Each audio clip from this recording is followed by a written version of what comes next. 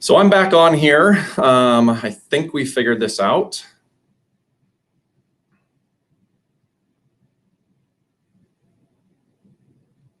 I don't know how people in media do this because this is crazy. So I'm waiting for Hannah to jump back on, and we've probably got about 15 more minutes. So we will wrap this up as soon as she logs on. That was very bizarre because I didn't touch a thing and neither did she. So all of a sudden we just lost my sound.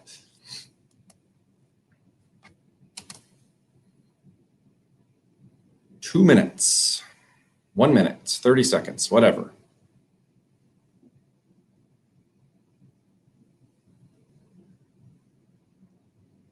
I'm being told that you can hear me, so that's good.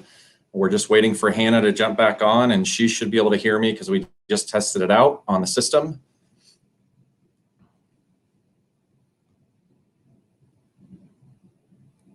And there she is.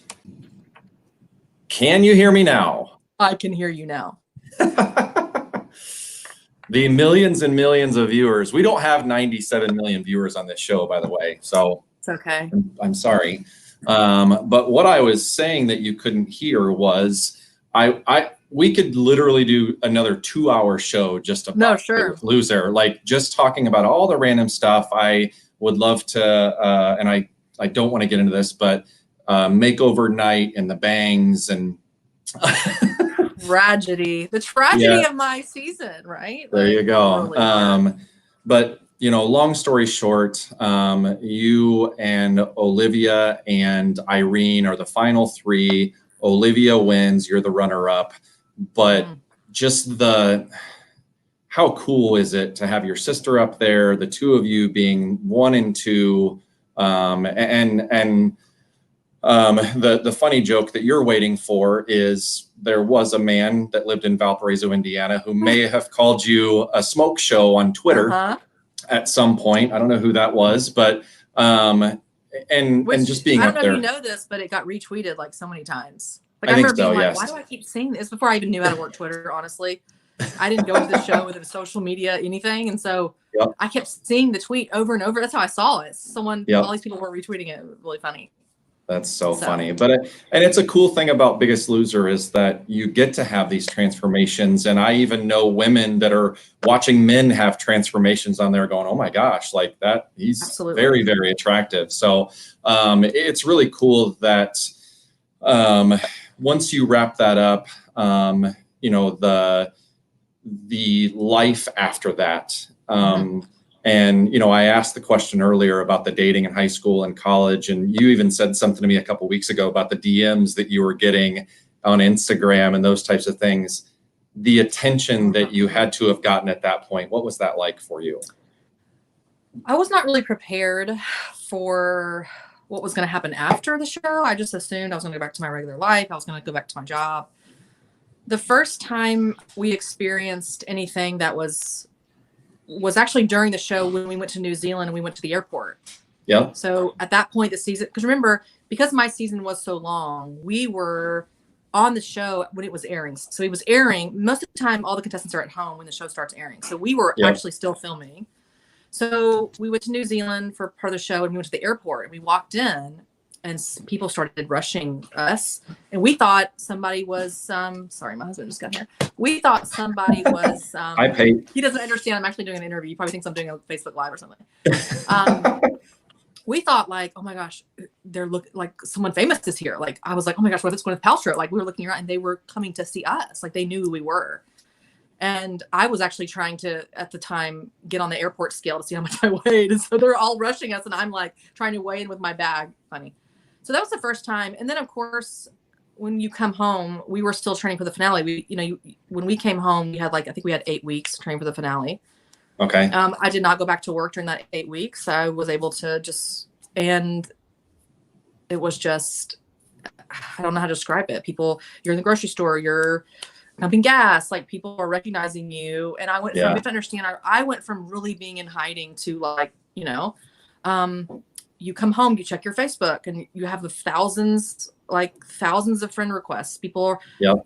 Also people that you had crushes on there. Everyone's coming out of the woodworks. Everyone that knew you before, there were people that I liked in college that never were even thought about giving me a shot in hell. All these people were just, that was hard because Wow. I had to really filter through. I wasn't good enough for you then.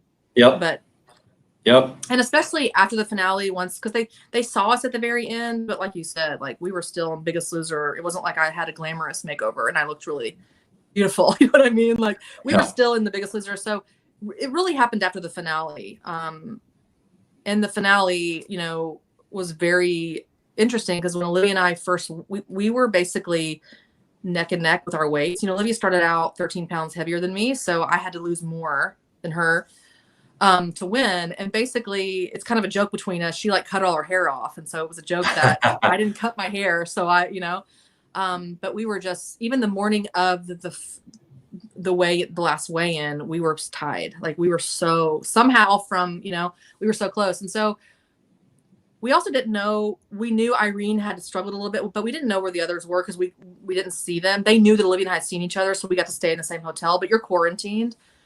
But then the live finale, to see all the people screaming, like signs. I remember there was a sign that said, "Hannah, will you marry me?" And I was just, to see people wanting us to win, to see, and there were signs for everyone, but you see the ones that are for you, to see my whole family in the audience. I mean, it was just, for my parents to have both of their kids. Yep. They were screaming, tie, and the media was always trying to pit us against each other. Like, oh my gosh, are you going to be mad? But really it was about, look what we did. Like it was this incredible, we never once, it was hard. Obviously I wanted to win just like everybody else. And I had this thing about coming in second. Like I came in second a lot on the show, challenges and things like that. The last episode I got to come in first on everything, but it was just the fact that everyone said we couldn't do it. And then there we were on the stage, and everyone else, all the people that said, even the contestants, they were all sitting down. Yep. I just remember looking out and being like, it is so true. Like you can do, I mean, I'm going to cry. You can do anything you want to, you know? And it was so special because for the first time I was like, I can see myself. I can see who I am. And we're all meant for so much more than we ever give ourselves. I haven't cried about this in a long time. We're just all meant for so much more than we ever let ourselves do. And to me, that's what the Biggest Loser is about. It's about showing you what you can do. And it's not even about losing weight. That's part of it, but it's about finding the person that you love to be and then truly being that person. And I don't love to be depressed and hermited. I love to be around people. I love to, I don't know. And I didn't go on the show to be an inspiration. There were other people that did that. That wasn't me. I was like, I can't inspire nobody. But then hearing from people saying they had lost 100 pounds too. They had lost 200 pounds. They had jumped off a building like I did. Hearing from people that related to you. And there were also people that wrote mean things, of course. She talks too much, whatever,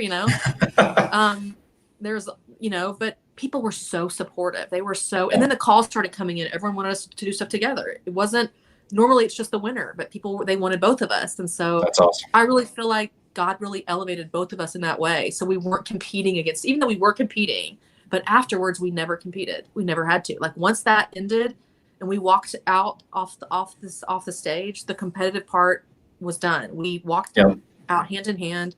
We were the first non-celebrities to be on the cover of Fitness Magazine together. We did all these things that really mean nothing, but at the time, huge. And we were able to go on and do the things that people told us we couldn't. We were able to have kids. I got married, so many things. But before that, there were lots of creepy DMs. There were packages coming to the house. I remember. Oh my gosh. I was quite the person, quite the Asian favorite, I guess. I got so many packages from Asia. This guy that followed me for quite a long time. I got 100 panda keychains with my name on it in the mail, hundreds. It was this huge box. I was like, what is this? And there were, this other guy sent me in the mail all these photos of him. So, I mean, I got, explicit photos sent to my, there was some of those. Which for me was mortifying, and there were people that were coming out of the woodworks that I tried to date or wanted to date before. And that was tough. Like that was, Yeah. I mean, there was someone where I worked, there was someone there, and there was someone else that I went to school with, just a lot of that kind of stuff. And when I got off the show, I wanted to do everything different. I like remodeled my kitchen. I changed where the refrigerator was. I changed the way everything. I wanted everything to be different because I felt like, even though I'm still me, and I want to be clear on this, I don't hate the person that walked onto that show because she got me here. Right. Yep. I mean, she's the one that like pushed me so hard. So when people say they look back at pictures of themselves and like, oh my God, I hate that person. I'm like, I don't feel that way. I don't. Yep. It's all a I felt that way journey. about her at the time. It is, but you're still the same person. You just are stepping into a part of yourself that you didn't know existed, right? Yep. At the time, right? Because we're all this way as kids. We have so much confidence when we're kids. It's when we begin to be adults and we believe lies other people tell us or make us feel, right? So yeah, it was a crazy time. It was, I traveled a lot. Like Olivia and I, we still do. Like we travel and people asking you what you're eating, people filming you in the grocery store because they want to see what you're putting in your car, like all kinds of weird. I remember my very first date with my husband. We went to this, he was trying to impress me, I guess. He kind of wore me down because I didn't like him in the beginning, but we went on our very first date. He took me to this charity ball thing that he was heading up, and I didn't know anyone. And I walked in and there was people there he held my purse and took pictures of me and all these people, So it was one of those things where it was just a very different atmosphere at the time. And like I said, at the time, Biggest Loser was at their height, right? It was a big time for the show. Huge. Yeah. And we were going on other seasons. Olivia and I were guest appearances and doing all that kind of stuff. And so for someone who went on the show with zero expectations, just to figure out how I could get some of this weight off my body, and didn't even really want to do it. I hate saying that because it was it changed the trajectory of my life, her life, our family, and what an amazing experience. Like I can't ask for any, I'm doing something for the alumni of the new group, like, right? So it's having this built-in army of support that you built yourself. And the key to that, if anyone's watching this and you're struggling with something, you have to reach out to your support group. And it might not be someone that's living in your home, right? Yep. You might not be able to, there's parts about me that Pate will never understand because he's never been overweight a day in his life, right? He is so supportive about everything, but you have to build support in other areas, just like your husbands need their own friends and you need your own thing, right? And so that's what I took away from it is, am I going to have this much support forever? Probably not, but I can sure put people in my life that I can help, that can help me too. And that's super important. That's so huge. Life gets mundane, right? You get married, you have kids, like things change. I mean, I went from being glamorous to like, it was like my life really changed, even though I still do like so many things, which is crazy 8 years, almost 9 years later. But it was a very interesting time. We were, in magazines, like Who Wore It Better, all those things. Like we were just, we did photo shoots for a year, it was just so different. We were in LA and New York. We actually had a Biggest Loser shot it down, which is unfortunate, but we had a talk show offer type thing. Like we had all these big offers, and Biggest Loser for 3 years, you're under contract with them. When you first go to the show, you sign a contract, which you know nothing about. You don't read it. You're just like, I was just like, and little did we know that like there was like a vitamin deal. There's all these things, and because they wanted to use us for other things and this and that or whatever. And so they're pretty on certain people, not to everybody, but there were things, but the thought that the people that owned Ellen called us and we got to go in and just all these crazy things you could even imagine. Wow. And so you're just like this normal girl next door or whatever. And then like all of a sudden everybody's, Us Weekly's calling you or whatever. Even when I got married, like it was like a whole thing. So it's just been the amount of support and the amount of people that has supported us and other people on our season that we're still really close to has just been, I'm incredibly grateful for that, because there are people that go on shows and they're disliked or for whatever reason. But I will say, as embarrassing as this sounds, I was 100% myself. Like I couldn't be anything else. I was so exhausted every day. Like I just couldn't like put on, a face. The main thing we were trying not to do, because my parents are conservative, is like cuss a ton. Like Olivia was like, no cussing, which is kind of funny. But it was a crazy thing. So you obviously got married. We just saw Pate very quickly. And obviously he's very built. Yes, he is. Yep. Great looking guy. I was very excited for that when I started seeing all that stuff come through. I remember like the first Instagram picture, and I think I sent you a message and told you I needed to meet him or something like that. So, which was hilarious. And then obviously you had Milo. And well, don't forget we met. Don't forget that. I know we did meet. I have a picture with you somewhere floating around. Yeah. 9 years ago or whatever that was. So, but when you found out you were having Milo after being told you're not going to be able to have kids, like that's just got to be crazy. Well, we got married, and 10 months later, everyone thinks I had a shotgun wedding. I did not. 10 months later, we got pregnant by accident. Like it was, obviously it was an accident. And I remember, obviously I was super healthy. So I was having regular cycles, not to get too graphic, but my hormones, everything had completely changed. Basically my doctor was like, you have healed your body. Like, this is incredible. Wow. Like, and Olivia and I really transitioned healthily from the show to real life. Like I had my own coach that I used a maintenance coach for a while. It's how I got into coaching. And that really helped me a lot. And we just had such a positive experience. And I felt completely prepared. I just want to say that I felt completely prepared going into the real world. It was still hard, but I felt completely prepared. And so, I got married 10 months later. And I just remember being like, there's no way. I sent Pate in the middle of the night to the grocery store to buy like 50 pregnancy tests. He bought like all these tests, had a solo cup, literally peed redneck style in a solo cup, put them all in a solo cup, right? And they were all nice. And I was like, I can't. I just remember sitting on the toilet. I was just bawling, crying. He was like, what's the matter? I was like, I feel like this is a joke. Like, we're not. And he married me knowing that we would probably have to adopt a child. Like, he loved me enough that, and it was always my dream to be a mom, like always, and I never expected to get married later in life. So I didn't, at that, still 37 years old, 36 years old, that's still later to have a kid, and then, that was Milo. And so, and Olivia had already, she had a miscarriage first, and then she had Harper. So, but we still had different, our hormones were a lot the same, but they still were different. Mine were just really, damaged. We just didn't know. And to get pregnant by accident without even trying was just one of those things that I was just like, I felt so grateful. And I was so, even though we were barely married, like, and Peyton and I didn't live together before we were married, because I was like, no, even though he was clamoring to move in, I was like, you're not getting this for free. I don't think so. And so we were still newly, 10 months, you're still in the first year of your marriage. So a lot of things in my life happened quickly, I lost a bunch of weight, and then a couple of years later got married. 10 months later had a baby. It's like all these things, it's also around the time that I left my corporate job for 15 years. I was there for almost 15 years, and I went out on my own, which was a huge deal. And I was also still doing Biggest Loser stuff. It's hard doing it when you're pregnant, obviously, but the show was still kind of going at that point. And it was just a lot. And then, I had some trouble at the end of my pregnancy, which, I don't know if we're gonna get into that, but my health saved my life. I had a very healthy pregnancy until the very end. And there were some things the doctor missed and whatever. And so I was in trouble health-wise, almost actually died on the table. I don't talk about it much, but had some brain swelling and some stuff with my heart, and all this stuff happened, and my blood pressure was like, and actually not a funny story, but the person that was across, I was in intensive care. The person that was across from me, that we went in at the same time, she died. She was 6 years younger than me. So I'm very fortunate to be here. I want to say that. Yeah.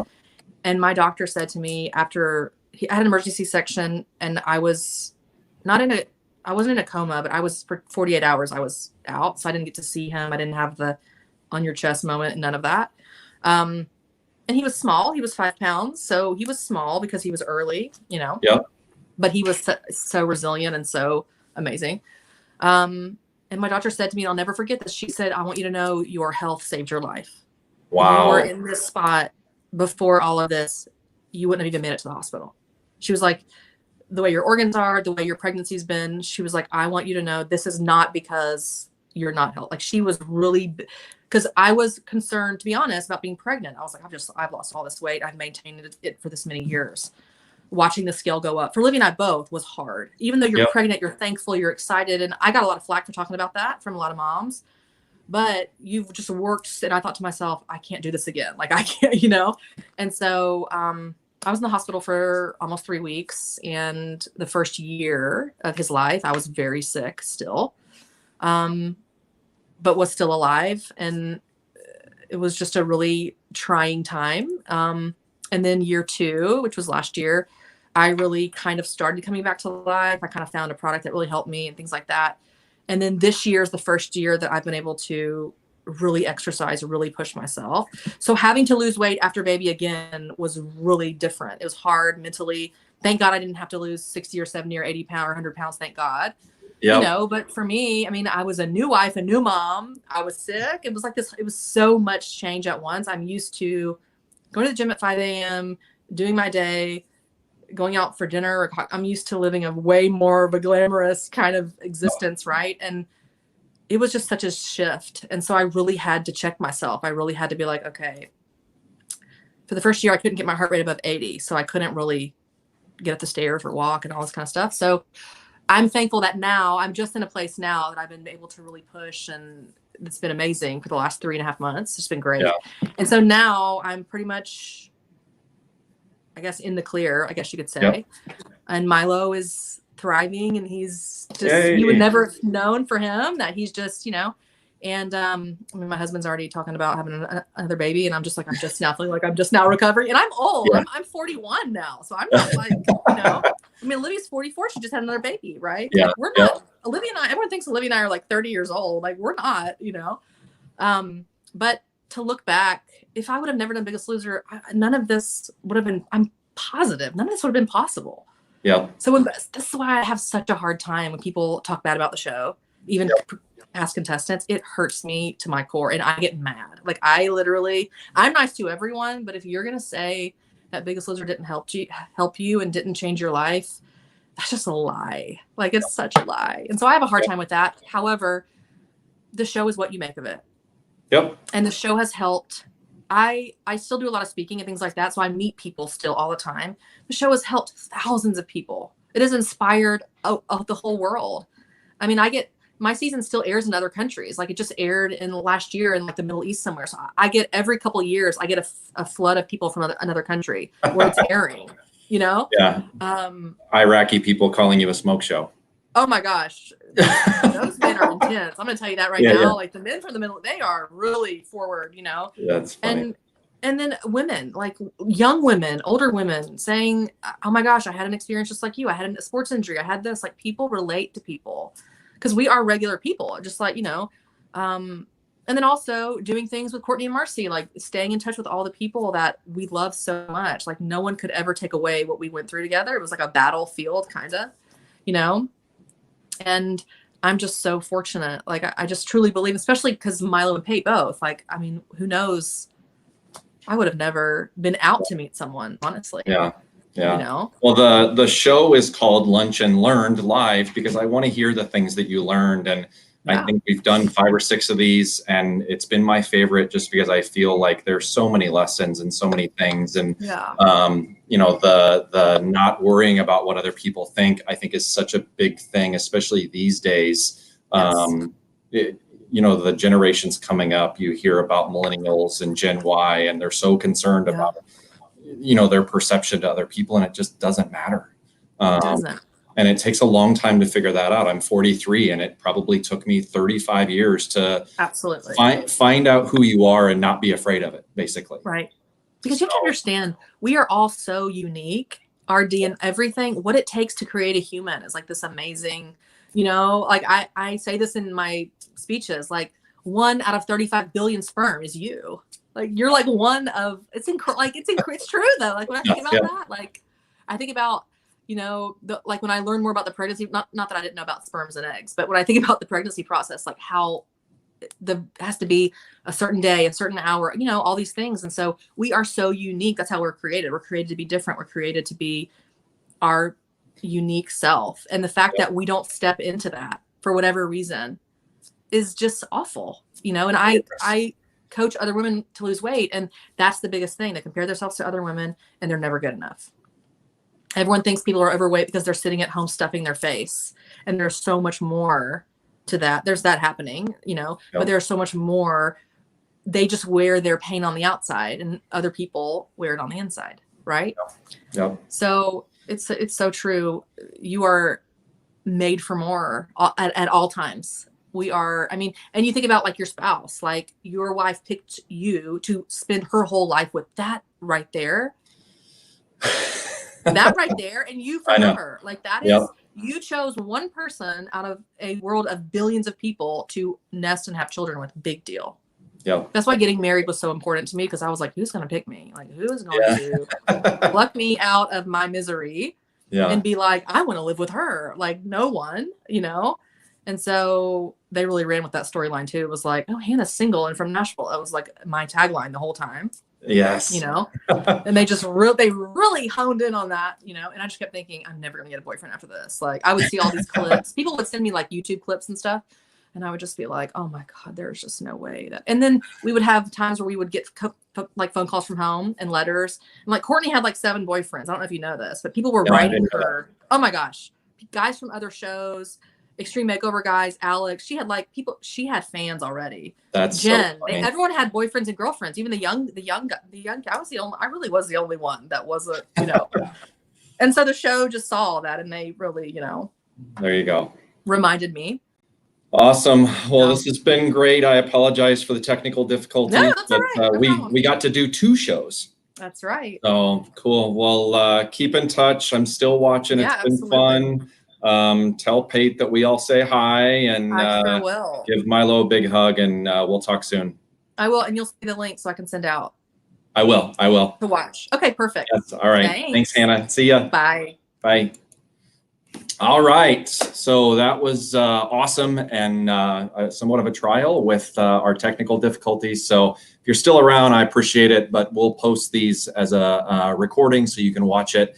I am very close to booking our March shows. Both of them are going to be awesome. One of them is very apropos for the month of March, which I'm excited about. So we'll talk to you guys soon. Thanks for being here.